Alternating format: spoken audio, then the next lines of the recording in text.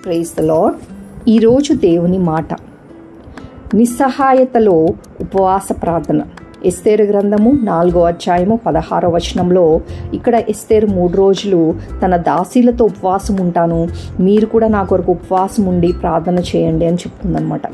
ఇక్కడ మనం తెలుసుకోవాల్సిన విషయం ఏంటంటే, తను నిర్ణయం తీసుకునే ముందు ఎస్తేరు తన బలంతోనో అందముతోనో రాచరికపు అధికారంతోనో రాజు దగ్గరికి వెళ్ళలేదు.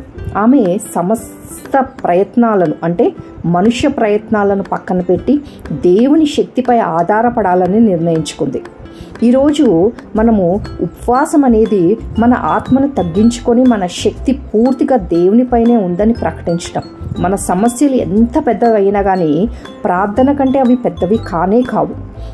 ఉపవాస ప్రార్థన ద్వారా మనము మన చిత్తాన్ని పక్కన పెట్టి దైవ ఆధీనంలోకి, అంటే ఆయన చిత్తంలోకి వెళ్తున్నామనేసి గ్రహించుకోవాలి.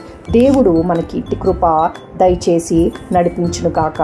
ఆమేన్, ఆమేన్.